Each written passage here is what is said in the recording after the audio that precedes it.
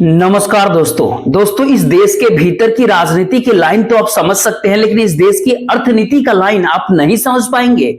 आप समझ सकते हैं कि दरअसल भारत देश के भीतर करप्शन का मतलब तो घूसखोरी होता है। करप्शन का मतलब तो शायद इस देश के भीतर कहीं ना कहीं वो हवाला के जरिए हो या फिर ये कहे कि वो आर्थिक अपराध हो, जिसके दायरे में भारत देश के भीतर करीब करीब 12 जांच एजेंसियां काम करती है, उसके दायरे में वो जांच आती हो, आप उसको ही करप्शन इस देश के भीतर मानेंगे। लेकिन उस पूरे नेक्सस को आप कैसे इस देश के भीतर पकड़ पाएंगे जहां पर कानून अपने हिसाब से काम कर रहा है और कानून ही देश का ऐसा बना दिया गया कि वो नेक्सस के लिए ही काम करे।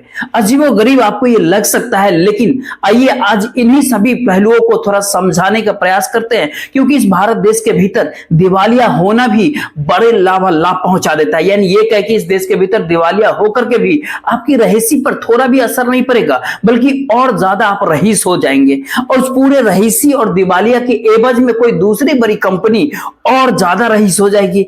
और इन तमाम सारी परिस्थितियों को अपने अनुकूल ढालने के लिए इस भारत देश का कानून लगातार काम करता हुआ आपको नजर आएगा। इस भारत देश के भीतर तो बाकायदा एक आईबीसी बना है जो बैंक करप्सी से जुड़ा हुआ है, एनसीएलटी बना है जहां पर दिवालिया होती हुई सारी कंपनियां दरवाजा खटखटा सकती है। इस भारत देश के भीतर में बैंकों की एक पूरी लंबी लिस्ट है जहां से कर्ज लीजिए, उसके बाद आप कह दीजिए कि हम कर्ज नहीं चुका सकते हैं।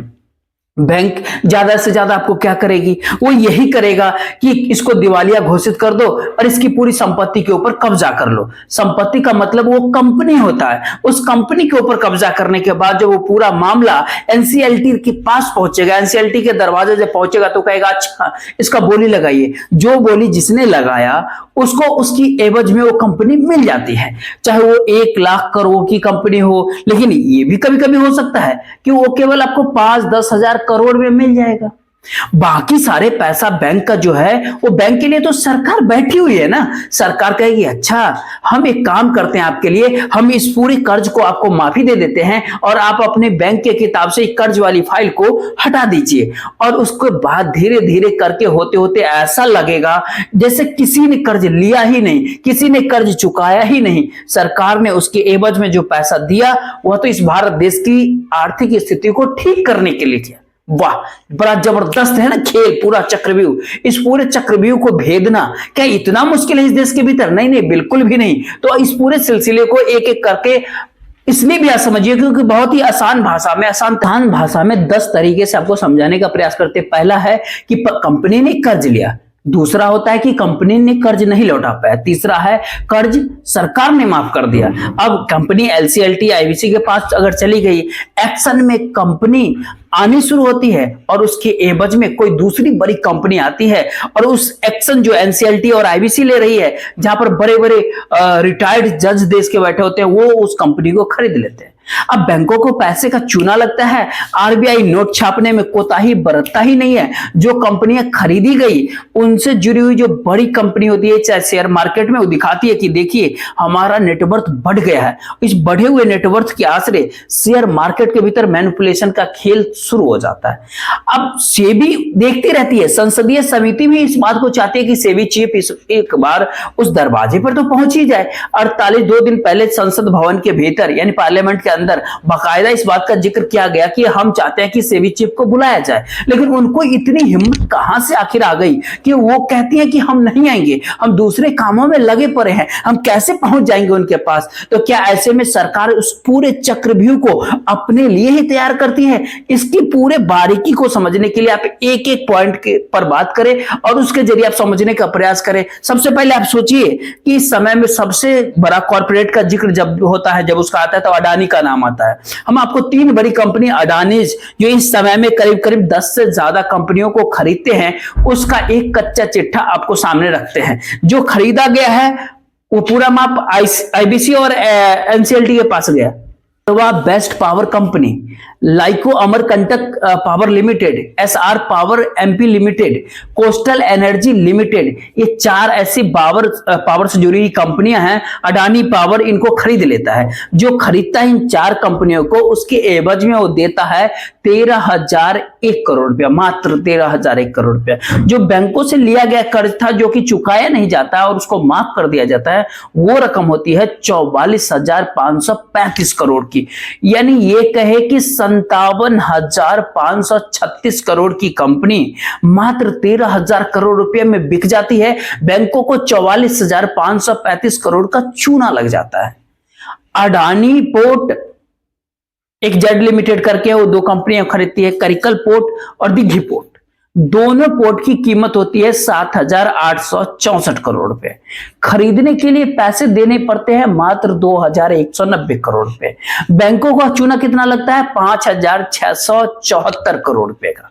समझ रहे हैं? यानी बैंकों को चूना लग रहा है, सस्ते में कंपनियां बिक रही है, जो बेच रहे हैं वो अपने आप को दिवालिया घोषित कर रहे हैं और उनके पास अब कुछ बचा नहीं। इसी तर्ज पर अगर अडानी प्रॉपर्टीज का आप जिक्र करेंगे तो उन्होंने 3 जगहों का प्रॉपर्टीज खरीदा। HDIL जो बांद्रा कुर्ला कॉम्प्लेक्स है, आदित्य शाह, और तीसरा होता है नेशनल राइट कॉर्पोरेशन। इन तीनों की कीमत कुल मिलाकर के बैंकों के लोन के बाद जो बनती है वो 10,273 करोड़ के आसपास। लेकिन इन 3 कंपनियों को खरीदने में अडानी ग्रुप को देना पड़ता है मात्र 710 करोड़ रुपए और 9,563 करोड़ का चूना बैंकों को लग जाता है। ये बैंकों को चूना लगने का मसला जब देश के भीतर सामने आता तो आप सोचेंगे ये रकम तो सच में बहुत बड़ी होती है। हाँ, सच में ये बहुत बड़ी रकम होती है, लेकिन अगर भारत के सरकार माफ ना करे, जो रिटेन ऑफ कर देती है, तो पता नहीं कितने लाख यानी 16 लाख करोड़ भी कम पड़ जाएंगे, जो 25 लाख करोड़ का आंकड़ा भी पीछे रह जाएगा। इतनी तेजी के साथ ही पूरा का पूरा खेल देश के भीतर चल रहा है। बीते 1 दशक के भीतर यानी 10 साल के भीतर, बीते 10 साल के भीतर करीब करीब 12 लाख करोड़ रुपए जो कर्ज लिए गए थे वो माफ कर दिए गए।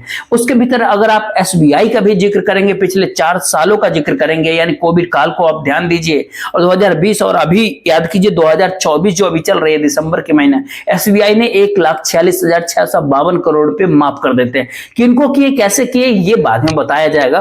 खैर, पंजाब नेशनल बैंक ने 82,449 करोड़, केवल 4 साल का डाटा आंकड़ा, एक ऐसे टेंटेटिव डाटा बताते हैं। जो टॉप मोस्ट भारत के बैंक है UBI 82,323 करोड़ रुपए, यानी union bank of India, bank of Baroda, यह भी 77,177 करोड़ रुपया, बैंक ऑफ इंडिया 45,467 करोड़ रुपया। ये सिर्फ 5 बैंकों का डाटा आपको बता रहे हैं। 4,34,068 करोड़ रुपए, इतने बड़े अमाउंट, ये अपने आप में कहने के लिए बहुत काफी है कि पूरा ओवरऑल जो 12 लाख करोड़ रुपए जो माफ किए गए, उसके भीतर से केवल 5 बैंकों के 4,34,000 करोड़ जो है ओवरऑल जो माफी होती है वो करीब करीब 6.5 लाख करोड़ की इस PSUs के जरिए थी। आप अब ऐसे में इसके दूसरे पहलू को अगर देखिएगा, 2015 के भीतर करीब करीब 12,03,000 करोड़ रुपए कुल जो फाइनेंशियल उस वित्तीय वर्ष में थे, वो 2015 से लेकर के 2024 के बीच में ये पूरा NPA का हिस्सा ही माफ किया गया। उसके भीतर PSU जो सरकारी बैंक है उसने करीब 6,05,50,000 करोड़ रुपए माफ कर देते हैं। बात इतने भर से साफ नहीं हो पाता है ना। तो सवाल ये है कि सरकार ने इस दौरे बड़ी मॉडर्न तरीके से रिकवरी का एक मॉडल भी तैयार किया, यानी जो लोग कर्ज लेते हैं उससे कैसे रिकवरी करनी है। और अक्सर आपने भाषणों के जरिए सुने होंगे प्रधानमंत्री नरेंद्र मोदी से कि इस बैंक ने इतनी रिकवरी की, बैंक ने पुराने रिकॉर्ड को तोड़ दिए। फिर यह भी वो कहते हैं कि बैंक कितना फायदा कमा रही है, इतना लाभ बैंक को हो रहा है। आप भी सोचेंगे बैंक फायदा बैंक को हो रहा है, एक तरफ कर्ज नहीं मिल पा रहा है, तो फिर लाभ कैसे कमाएंगे। तो असल में जो रिटेन अप कर दिया जाता है वो कर्ज ही साफ कर दिया जाता है। उसके पास अगर 5-10 पैसा भी रिकवरी हो तो डिविडेंड के तौर पे सरकार को कहा जाता है कि हमको 10 पैसा 20 पैसा का मुनाफा हो गया। अब इस पूरे रकम के भीतर जब आप अंदर जाएंगे तो आपके मन में एक सवाल उठेगा कि आखिर रिकवरी होती कितनी। मसलन 2024 के फाइनेंशियल वर्ष में यानी वित्तीय वर्ष में सरकार ने माफ करते हैं 1,70,000 करोड़, बैंक रिकवरी करती है 46,000 करोड़। ये 46,000 करोड़ रुपए मुनाफा का होता है। फाइनेंशियल ईयर 2023 के भीतर सरकार ने माफ किया था 2,08,000 करोड़। रिकवरी हुई थी कितना, 45,551 करोड़ की। वो डिविडेंड के तौर पर हो गया, यानी नजर आने लगा कि अच्छा बैंक को डिविडेंड के तौर पर ये काम कर रहा है। अब यहां पर एक छोटा सा सवाल, दूसरा सवाल या सबसे बड़ा है कि क्या सच में कर्ज माफी करते जाइए और बैंक का एनपीए कम होता चला जाएगा? हाँ, वाकई अगर सच में हर अपराध से मुक्ति अगर सरकार ही देती है, इसीलिए मार्च 2024 के भीतर सरकार का एनपीए घट करके 2.8% पर आकर के अटक गया। और फाइनेंस मिनिस्ट्री इसको बहुत साफ अंदाज में कहती है, बताती है कि देखिए हमारे देश की इकोनॉमी कितना शानदार है। अब केवल 2.8% बचा है एनपीए, जो 2019 में 12% से ज्यादा हो गई थी। यानी दुनिया के तमाम बैंकों में भी इतना एनपीए होता ही नहीं है जो हो गया था भारत के भीतर। लाखों करोड़ का मामला था, एक के बाद एक हर साल रिटर्न ऑफ सरकार देती जा रही थी। और इस पूरे प्रकरण का आखिरी सच आखिर होता क्या है? सच ये होता है कि लगभग जो कर्ज बड़े बड़े कॉर्पोरेट घराने, जो कॉर्पोरेट के साथ जो वहां प्रमोटर्स होते हैं ना, जो कंपनी के जो मालिक होते हैं, वो जो कर्ज लेते हैं उसमें से 81.3% के आसपास ये रिकवरी ही नहीं हो पाती, ये रिटेन ऑफ होता है, यानी सरकार इसको माफ कर देती है। आखिर रिकवरी का डाटा केवल 18.7%, 18.7% है रिकवरी का, जो अपने आप में भारत देश तो छोड़ दीजिए दुनिया के एक अंतरराष्ट्रीय मार्केट के भीतर का एक रिकॉर्ड इसलिए भी है कि कोई अपने आप को डिफॉल्टर घोषित कर दे और उसके बाद उसकी रहीसी देश के भीतर बरकरार रहे, उसकी पूंजी नेटवर्थ में कोई अंतर नहीं आए, एक जगह से माल बेच करके दूसरी जगह ले जाइए, फिर उस पूरे कंपनी का नाम बदल के फिर से धंधा कर ले, ये पूरी प्रकरण पूरी बाखूबी से इस तरीके से चलते रहता है। आपके मन में रुचि सोया ने इतना कर्ज लिया, उसके बाद दिवालिया घोषित कर दिया, उसको बाबा रामदेव की कंपनी ने खरीद लिया, जितने में खरीदा वो सारा पैसा वो बैंक से उठा लिया, लोन से उठा लिया, और यहाँ वो कंपनी से जो उठाया गया था लोन से वो हवा हवाई हो जाता, सरकार ने उसको माफी दे दी। यानी किसको कंपनी दिलानी है और किस कंपनी को दिवालिया घोषित करना है? दिवालिया घोषित करने के बाद उस पर एनसीएलटी और आईबीसी कैसे काम करेगी?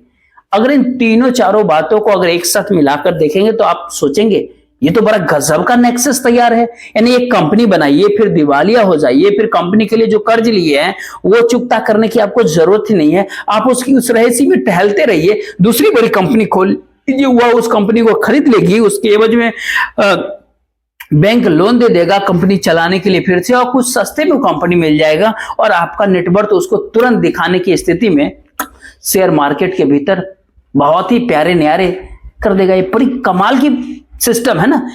ये ऐसा ही नहीं चलती है, ये तो आगे और बढ़ती है। जो डाटा जो जानकारी है निकल के आ रही है, दरअसल इसी पूरे प्रकरण का असर इस भारत देश की इकोनॉमी के ऊपर इतना ज्यादा बुरा असर हुआ कि पहली बार इस भारत देश की माल बाहर एक्सपोर्ट जो होता था वो नीचे, पहली बार इस भारत देश के भीतर में मैन्युफैक्चरिंग सेक्टर के भीतर रोजगार खत्म हो गया। पहली बार इस देश के बिजनेसमैन किसी उस पूरे सर्विस सेक्टर से जाकर के जुड़ता है, या पूरे उस एक्सपोर्ट इंपोर्ट आयात निर्यात के उस प्लान से जाकर जुड़ता है, जहां पे देश के सरकार को ऐसा लगता है कि इसका एक्सपोर्ट करना है, और ज्यादातर भारत देश के भीतर सर्विस सेक्टर का होने लगा। अब सर्विस सेक्टर का इस देश के भीतर खेल क्या होता है ये भी समझते हैं। इस देश के भीतर बड़े बड़े कॉर्पोरेट घराने जिस लिहाज से काम करते हैं और उसको भी समझते हैं। और सर्विस सेक्टर के भीतर जैसे सॉफ्टवेयर सर्विस होता है, business service, travel service, transportation service, financial service. अब जब इन तमाम चीजों के बीच अब देखेंगे तो भारत के इस समय में जो एक्सपोर्ट जो प्रोडक्ट्स को लेकर के था वो 3 बड़ा था और तीनों कम था। सबसे बड़ा था पेट्रोल प्रोडक्ट, रसिया से तेल, यहां पर सफाई होती थी देश के भीतर, यूरोप में फिर इसको बेच देते थे। परिस्थितियां धीरे धीरे बिगड़ी, अनुकूल हुई नहीं, तो एक झटके में जो पिछले साल 7.4 बिलियन डॉलर, 7.4 बिलियन डॉलर जो नवंबर 2023 के भीतर एक्सपोर्ट किया गया, वो एक ही झटके में 50% इस बार कम हो गया, 3.7 डॉलर के आसपास पे आ गया। इसी तरीके से जेम्स एंड ज्वेलरी जो है वो भी 2.8 बिलियन डॉलर से घट करके 2.1 मिलियन डॉलर आ गया, यानी 25% उसमें भी गिरावट आ गई। ट्रांसपोर्ट इक्विपमेंट्स के भीतर कमी आ गई, 2.7 बिलियन डॉलर से घट करके 2.6 मिलियन डॉलर हो गया। और इस पूरे प्रक्रिया के भीतर एक बात और आप सोचिएगा कि पावर की लगातार कीमत बढ़ रही है, अंतर्राष्ट्रीय तौर पर उसका चुना अलग से लग रहा है। यानी एक्सपोर्ट इंपोर्ट के भीतर जितना भी घाटा होता है हर महीने वो डॉलर के शक्ल में ही आपको चुकाना पड़ता है, लेकिन सरकार बेफिक्र होती है। नोट छापने की अधिकार मशीन हमारे पास है, तो फिर किस बात की चिंता करनी है। आज के दौर में जब आपसे ये वीडियो बना रहे हैं ना, तो उस दौरान डॉलर 84.91 पैसा यानी लगभग 85 पैसा के आसपास है। ये अभी आपको $1 से इतना महंगा, $1 की कीमत। अब इतनी बड़ी रफ्तार से लगातार डॉलर की बढ़ती हुई कीमत, उसी रफ्तार से भारत देश का व्यापारिक घाटा, ये जो चूना लग रहा है ना, देश की इकोनॉमी पे लग रहा है। इसमें सरकार को मत कोसिए आप, उसके पास तो रास्ता खुला हुआ है उस नेक्सस के आसरे। इसीलिए 2 दिन पहले संसद के भीतर सरकार से ये बात पूछा गया था कि भाई साहब, फाइनेंस मिनिस्ट्री भी कोई चीज होती है कि नहीं, देश के भीतर फाइनेंस मिनिस्टर भी कोई चीज होता है। तो उन्होंने सेबी चीफ को लेकर के कोई पहल आखिर क्यों नहीं किया, जबकि कॉन्फ्लिक्ट ऑफ इंटरेस्ट में पूरी रिपोर्ट होती है। यहां तक ये कहे कि पब्लिक मतलब खुला खिलवाड़ बाजार के भीतर करते हैं। जो शेयर मार्केट है, जो इन्वेस्टर का पूरा कॉन्फिडेंस है, वो इस दौर में डगमगाया हुआ है। देसी विदेशी दोनों तर्ज पे आप कुछ नहीं कर पा रहे हैं। जो फाइनेंस, क्या उन्होंने फिलेंसी दिया, ये फिर सेबी के सरकार इस पे चुप रहती है। उसके बाद और 2 सवाल उठते हैं कि क्या सच में सेबी की अकाउंटेबिलिटी किसको लेकर के होती है, जिसको लेकर के है उस पर सवाल करे, या फिर एफएम को सवाल करे। एफएम को लेकर के कोई अकाउंटेबिलिटी नहीं है। क्या अकाउंटेबिलिटी केवल देश के प्रधानमंत्री को लेकर के है? तो प्रधानमंत्री से सवाल पूछा जाए, तो फिर कैसे किया जाए? तो गवर्नेंस के तौर तरीके क्या कॉर्पोरेट गवर्नेंस में इस दौर में तब्दील हो गया है? ये सारे सवाल भी संसद भवन के भीतर निकल करके आ रहा है कि आप इसको देखते समझते कैसे हैं। लेकिन मसला इतना आसान भी नहीं है। जब इकोनॉमी ढहती है देश का, जब कॉर्पोरेट के लिए आप काम कर रहे हैं, तो पब्लिक सेक्टर ढह करके गिरते जाता है। इसीलिए नरेंद्र मोदी सरकार ने बहुत ही होशियारी से एक भी पब्लिक सेक्टर बनाया नहीं है।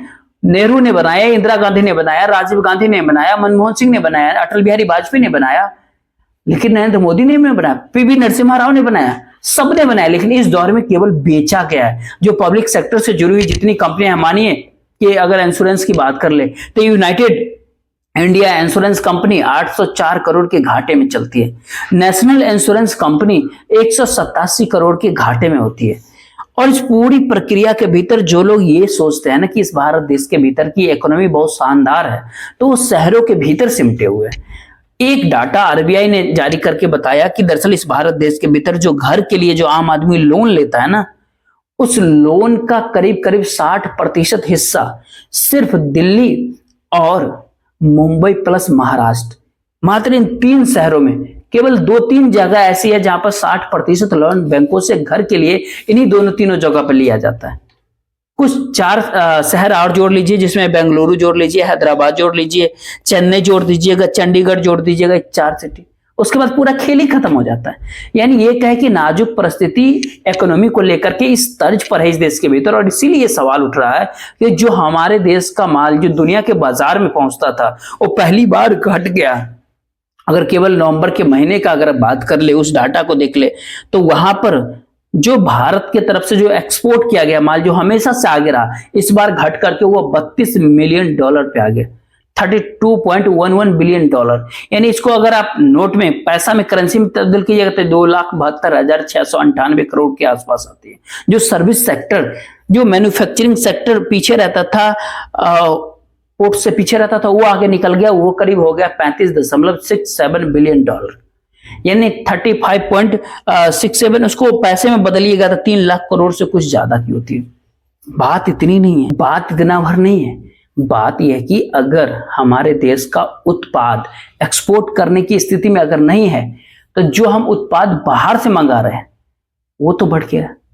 अगर 2,72,000 करोड़ का माल अगर भारत देश अगर बाहर भेजता है, तो बाहर से 5,94,000 करोड़ का माल मंगाया। मुश्किल परिस्थिति होती है। हमारे देश के भीतर मैन्युफैक्चरिंग सेक्टर निगेटिव में है, रोजगार दे पाने की स्थिति में नहीं है। कंपनियों को बेच करके सरकार कॉरपोरेट के अनुकूल इकोनॉमी तैयार करना चाहती है देश के भीतर। कॉरपोरेट उस इकोनॉमी के आश्रय पूरे बाजार के भीतर गैम्बल की परिस्थिति ला करके खड़ा करता है। शेयर मार्केट से लेकर के एक सामान्य कंपनी तक, इन तमाम जगहों के बीच सरकार कानून के जरिए इस पूरे प्रोसेस को ही ढक देती है, जिससे लोगों के सामने ये बात सामने आ ही नहीं पाए कि अच्छा ऐसा कुछ हो गया। बहुत सारे लोगों का कहना होता है कि प्राइवेट सेक्टर के भीतर बहुत बड़ा रोजगार है, बहुत काम है। आज आप भी जान लीजिए, दरअसल अडानीज का जो पूरा का पूरा जो साम्राज्य है उसके भीतर कितने लोग काम करते हैं, ये आप सोच करके जरा देखिएगा। इस भारत देश के भीतर में पब्लिक सेक्टर के भीतर काम करने वालों की संख्या भी करीब करीब 2.5 से 3 लाख कम हो जाती है। काफी तेजी से ये कम होती है, खास करके बैंकों के भीतर भी कम हुई है। लेकिन आपको इस बात को जानकर के हैरानी होनी चाहिए कि अगर अडानीज के सारी कंपनियों को आपको जोड़ दीजिएगा ना, तो कुल कर्मचारियों की संख्या जो है ना केवल 35,000 है। और उसके भीतर भी अगर आप एक सबसे बड़ी कंपनी उनकी जो अडानी इंटरप्राइजेज है, वो उसमें 8,676 कर्मचारी है अडानी इंटरप्राइजेज के भीतर।